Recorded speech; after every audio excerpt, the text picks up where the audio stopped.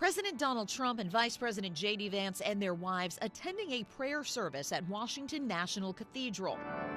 The day after Trump signed dozens of executive actions to jumpstart his second presidential term. I'm ready.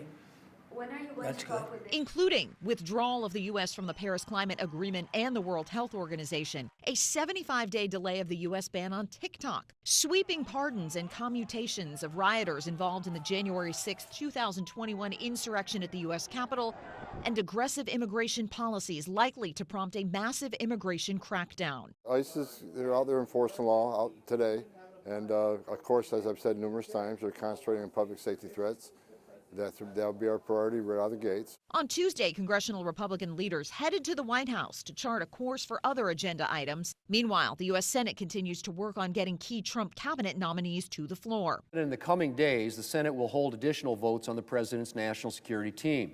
Trump's nominee for Secretary of Veterans Affairs, Doug Collins, and UN Ambassador nominee Elise Stefanik appeared before committees Tuesday. Secretary of State Marco Rubio was the first to receive approval. I, Marco Rubio, do solemnly swear. And was sworn in Tuesday morning. In Washington, I'm Karen KVII. Does Biden ever do news conferences like this? President Donald Trump is wasting no time reshaping the country, taking dozens of actions yesterday. We're going to release our great hostages that didn't do, for the most part, they didn't do stuff wrong. Nearly all cases related to the January 6th Capitol riot are over. That's after Trump pardoned more than 1,200 people convicted of related crimes. He's also directing the Justice Department to drop about 300 pending cases. And he's freeing 14 defendants charged with the most serious sedition offenses. It tries to whitewash what was clearly an insurrection.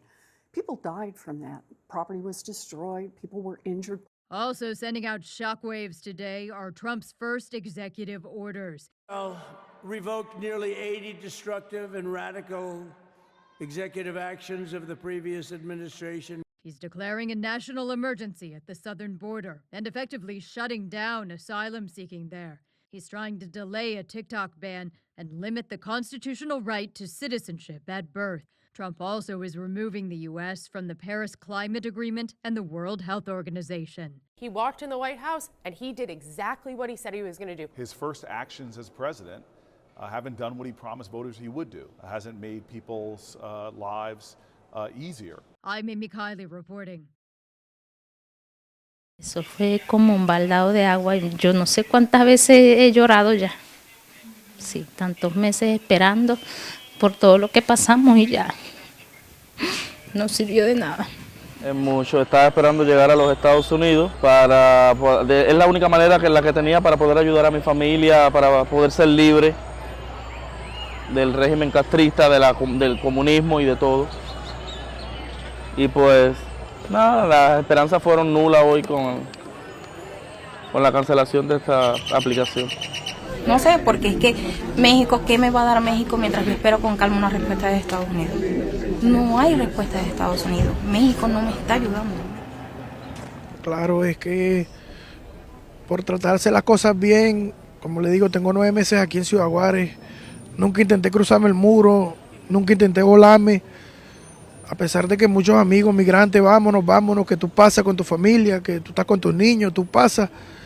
Y yo no, yo voy a esperar mi cita, yo hago mis cosas bien, para que al final de cuentas todo el esfuerzo y todo el tiempo, todo lo que hice, toda mi travesía, lo que arriesgué a mis hijos, sea para nada. Prácticamente me siento derrotado, triste, pero bueno, sin palabras, no sé ni qué más decir.